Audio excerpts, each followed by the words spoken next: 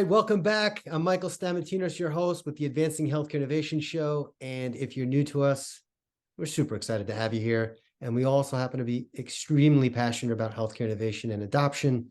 And if it's your first time tuning in, let me tell you just a little bit about what we do here. So we're a healthcare innovation company, and we're focused on bringing stories of innovation within healthcare to life. And our aim is highlighting real people that are on the front lines, innovating within our space, and giving them the platform to just share their stories with the world. And look, for those that haven't tuned in before, we've got an incredibly action-packed year planned with a lot of new content. And if you haven't checked out any of the historical interviews, we hope that you'll find them extraordinarily valuable. And I can't wait for you to hear from those. As noted, extremely excited about our guest today. We have Joseph Oddo, Vice President and Chief Information Officer at TriWest Healthcare Alliance. Joe, welcome to the show. Thanks, Michael. Appreciate being here. Yeah. So I wonder if we can maybe we can just start out with a little bit of your background and kind of how you kind of came into leadership and a little bit about TriWest for those that don't know and the community that which you guys are serving. Sure. So first on TriWest. So TriWest is actually focused on healthcare payer owned by mostly the Blues in the West, like Blue Cross of Arizona and California, but where those companies focus on commercial employers, TriWest focuses on today's heroes, really, working with the government on both the VA and DoD over the years. So that's really the focus. As far as personally, I've been Chief Information Officer there for about 3.5 years. Prior to that, I worked for Blue Cross of Michigan. We just talked about getting back to Michigan over the holidays and seeing family and friends. And then prior to that, I worked in consulting for Capgemini, Ernst & Young across healthcare and other areas like manufacturing. So you've had a wide range of experiences. And I'm curious, has your definition of innovation evolved over the course of your experiences, and how do you define innovation in your framework and the mindset that you have today? Well, from my perspective, innovation starts small and it grows from there. I find a lot. So you've got to really foster different ideas throughout your organization. And a lot of times it's also focused from solving a problem. Like what's the problem you're trying to solve, and how does the innovation really affect that and really transform it? So I think that's the key. I take different tacks. So we have, I'll give you an example. So we have claims that are processed.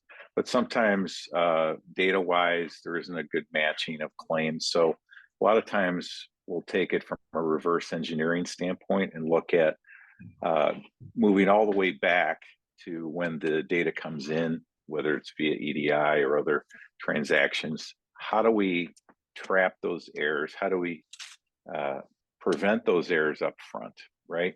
And then how do we really increase our automation from that? So we do a lot of that with claims, also looking at automation of processes. So, a lot of technology today, NLP as an example. So we use that and have used that for innovation to automate a lot of our documents, especially coming in from the VA or other places. So that streamlines our operations. It also increases our quality overall.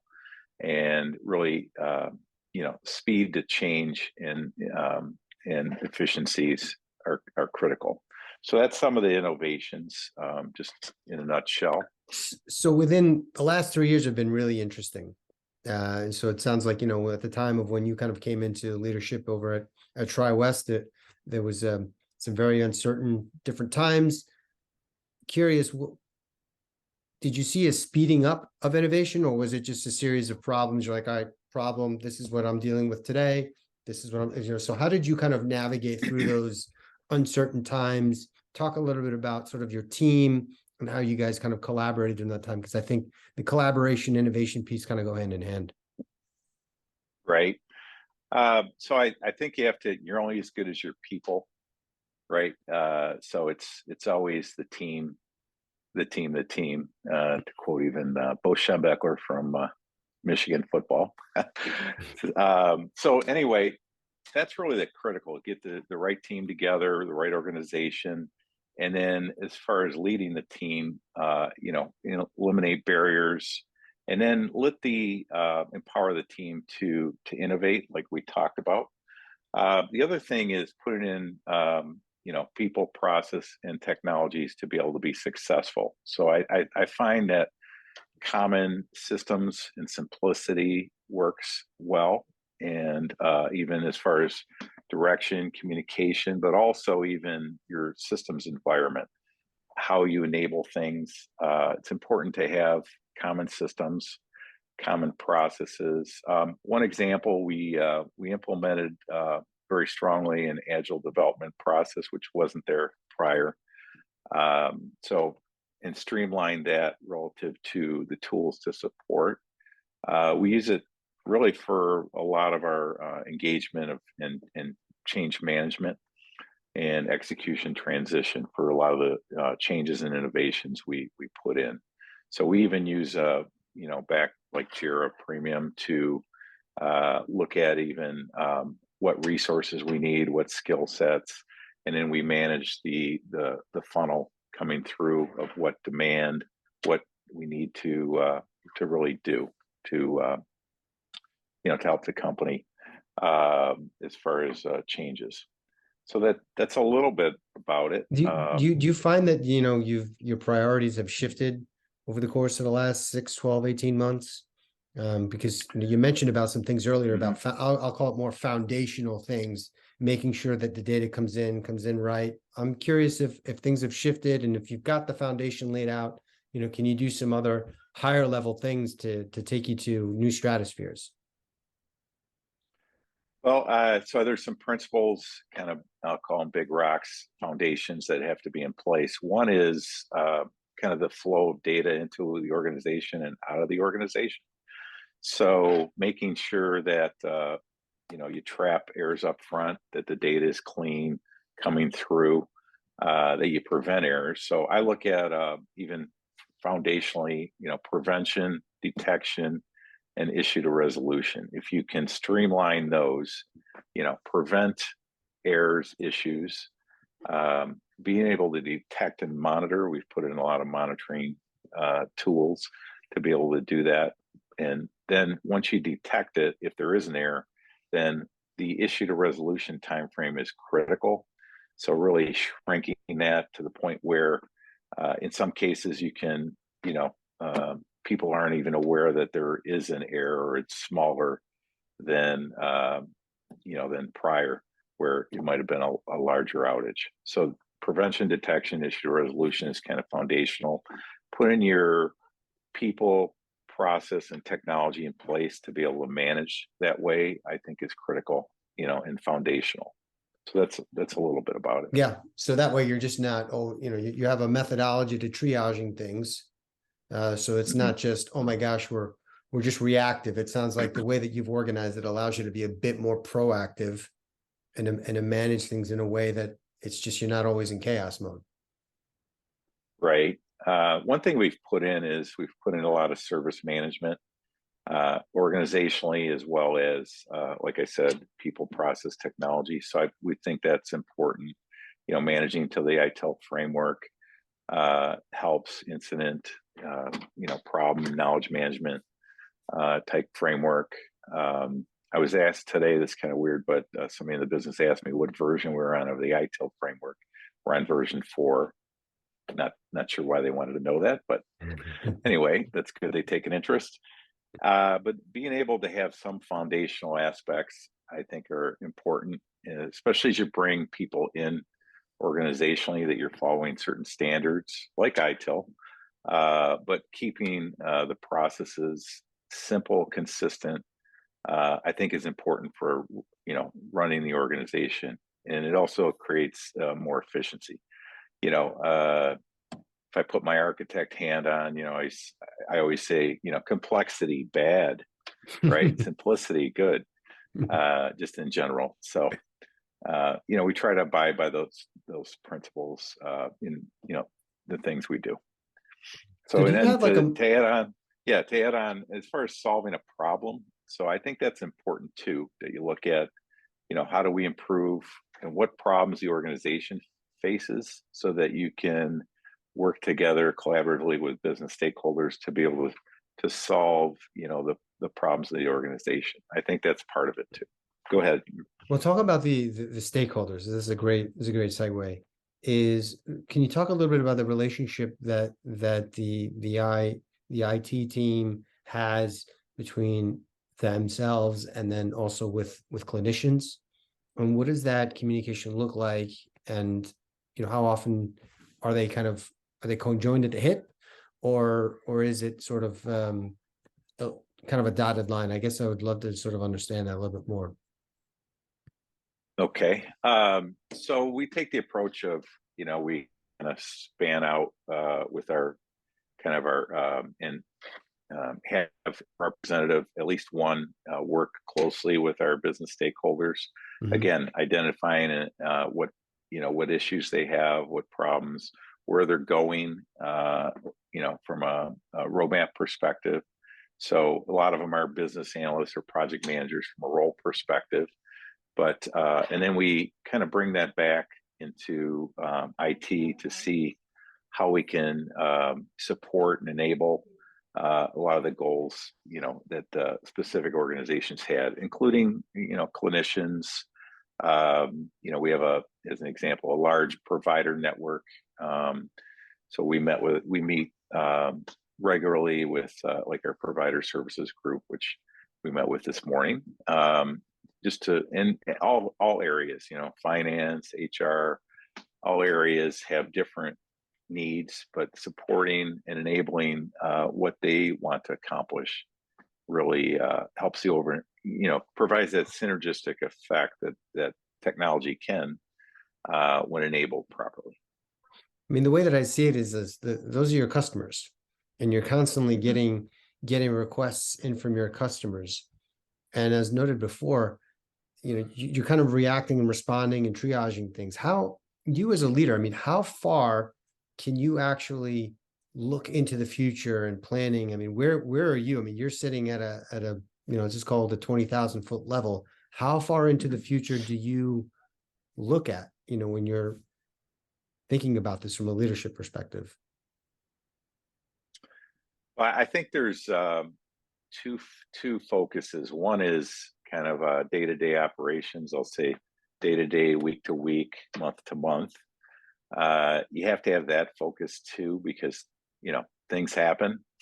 Whether you have a problem with telephony for the call center as an example. I mean, that's an immediate issue that you have to solve, right, and get them back up and running properly, as opposed to then looking out, a number of years. Like you have a certain foundational infrastructure for for telephony as an example, since I brought it up, to support the call center. Do you want to move, from on-prem to more of a cloud-based telephony infrastructure? And those things take time to implement. And as far as execution transition, you can't just flip the switch and multi-year visibility of where you're going, what you want to do. And then even individual decisions, day-to-day decisions, are influenced by, the North Star, where you want to go with, is an example of telephony, where you want to go eventually with your solutions. So you always have to, so I'd say near term, operationally, you got to keep that in mind. You got to keep things working, got to keep the lights on. And then you have to have the long-term view of where you're going and operate both in parallel. So where are you, what gets you most excited in terms of your role? Where do you get, man, this is really, really exciting. We understand the day-to-day and the problem solving, but where does the energy and the excitement about some of the things you're doing? What are those things that excite you? Well, in general, so TriWest, like I said, supports today's heroes. So that gets me excited every day. And we have a saying of, we're on a mission to serve. So we appreciate, our military, our veterans, and every day, we're working to help support them in their health care. So that's motivation enough right there. Yeah. And then just trying to improve, their access to healthcare, how they're interoperating with the healthcare system, all the way from setting up appointments to making sure their providers are paid and their claims are paid. So, you know, um, just So improvement overall. let's talk about that, because I feel like when people talk about access to care, there's a lot of room for improvement in many of those areas. What have you guys done that you think is notable? Maybe some things that um, you're proud of, sharing with our audience as it pertains to access. Yeah, so we work closely with the VA on a lot of initiatives. So being able to implement those initiatives is critical. So access, a few years back they had implemented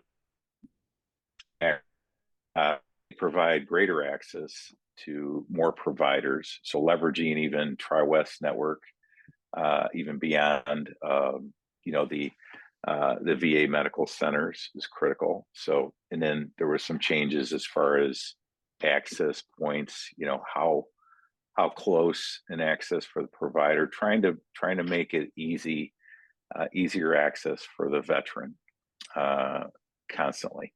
So, we've done some things to provided, as an example, a veteran portal that people can log into, mobile application as well as web, to be able to get information about, their healthcare. There's been a lot of joint solutions with the VA to help, manage their care. So, that's what kind of gets us excited is collaborating, with the government on improving access and care for the veterans. Has there been any, let me see how I can frame this, I guess, key learnings or disappointments, projects that have gone that maybe haven't gone as well as you would have liked them to do? What, any learnings that you can kind of share from some of those things? Because, people talk about innovation. They always talk about the wins and the glitz and the glamour. Rarely do we hear folks that are talking about how difficult it is, how hard it is to really corral people and get people to move into a direction. And you mentioned some things about, in our initial conversation, about sort of a framework and how you kind of escalate things through. Even when you've done all those things and things don't pan out, are there any stories that kind of stick out to you, even from early days in your career, that you still use today as a pivotal moment that you go back to and you draw upon? Well, I think Michael, we talked about, I have like a leading change framework that I use. It's actually up on my board, and I use it with my team, because a lot of times the key is not necessarily, you always hear the, um, strategy gets eaten for breakfast. A lot of times it's really the execution transition that's critical. Otherwise, things sit on the shelf and never materialize. So, from my perspective, strategy is important, but culture eats strategy for breakfast, and there's always barriers to the execution transition and really bringing that change to fruition. So the framework I use, it looks at the key elements of leading change. So, and I can give you examples of where things weren't in place and then needed to put something in place. One is a case for change, right? What's the case for change? If you don't have a case for change, people will stay in the status quo. There's the trust factor, right? Do you trust the team? Do they trust you? So that's a key one. Otherwise, you might have resistance. You got to have the vision. You got to have the right skills, the right resources in place. there's always the incentive from people that are you need to implement. What's in it for them, right? Because otherwise, if you'll have slow progress if they don't see a reason to go and execute this change. So there's a lot of and the action plan is critical. If it's not a clear action plan, you might get false starts back and forth. So I typically use that for management of different initiatives. Over the years, I've done a ton of initiatives. We talked about some even from innovation standpoint, leading different solutions. So I won't go into all of them here, but those are a lot of them. If you wanted to highlight some, I will. But that's No, kind of the framework I use. And we work through with, even in one-on-ones, we work through is, what's the barrier? Why aren't we moving? Why is it slow progress? Well, maybe it's, we haven't really provided an incentive for people what's in it for them. So then we'll work on that. Or communications, case for change, different factors stop projects from implementing. So it's interesting because a lot of the times what I have seen, and even from conversations like this that I've garnered insights from is that the human side of change is often the most important one. Sometimes it's overlooked. You can't just say, hey, we're going to be doing this and expect that everyone is going to stand up and cheer and be super excited about it. The truth of the matter is that change is really difficult. And those that want to innovate and do things, that type of a framework that you just described is probably a really good foundational thing to have in place. Like you mentioned, what's in it for them? This vision, and why do you say, guys, we have to go from here to there, and here's the compelling reason why. And sometimes that reason might not be compelling to everyone. So obviously I have to say, you're not going to make everyone ecstatic and excited about it. What percentage of the organization, if you have a big initiative, do you feel like you have to win over in order to really move a big initiative ahead? Well, I think you have to have buy-in all the way through. I kind of we talked a little bit about, I call it like the man on the moon principle. You've got to have the vision down to from, CEO to the guy sweeping the floors. If they have the same vision, like I use the man on the moon, Kennedy vision of we're going to put a man on the moon by, within a decade. How do you move through that? And everyone has a part. So it can be anywhere, like I said, anywhere from CEO buy-in all the way through the people that are actually pushing the buttons. So I think that's an important to have that vision overall. It helps, clarify where we're going, less confusing. And that's really critical for buy-in. The other thing I see is, periodic check-ins to see the human factor, right? Are we moving in the right direction? Are there issues that we need to, and barriers that need to be addressed and removed? So I think that's very important for successful implementation. I've done anywhere from, at the time, I think we talked the largest SAP implementation ever at the time, right? With a previous organization, happened to be global project implementing warranty systems globally, to small innovations that grow into very large initiatives. So all are important, all can move the needle for an organization. But in my mind, you've got to have communication from across the whole organization. Simplicity. I mean, you nailed it earlier. Like complexity, no good. Not Simplicity. Yeah, just a few other thoughts that I had. I mean, moving along into this year, there's obviously a lot of noise that's happening, and there's a lot of folks that are probably constantly trying to get a hold of you or some of your other key leaders that report to you. What have you found has been an effective way of getting your attention? Because I can only imagine what your inbox looks like. I mean, I know what mine looks like, but yours is probably going to be Yeah, pretty bad. How do people grab your attention? that's a good question. So I get a million emails like most CIOs. Everyone's got a solution. I think part of it is understanding, the problems within and understanding our organization and where we sit within, kind of the healthcare value chain. And ultimately, as an example, I used, how do you help the veteran? You got to get down to, what's the differentiator? How can we help the veteran? And how can we support that? How can we solve a problem? If you bring in solutions to problems, that tends to get my attention. If you just send me an email and tell me what you do, that doesn't, that usually kind of keeps going. So how can folks continue to follow your work, continue to follow the work of TriWest and all the things that you're doing?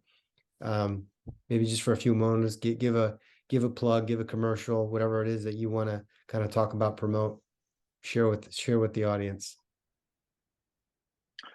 Well, TriWest is a very proud organization. Actually, I just look, we're actually largest private firm in Arizona now. But some of that is really hard. We have a lot of veterans that work for the company. It's really focus and a mission to serve for TriWest. So the company, had its roots and had focus on, serving today's heroes. They'll continue to do that. If you want to keep an eye on TriWest, that's really where we're going to be, whether it's this year or 10 years from now.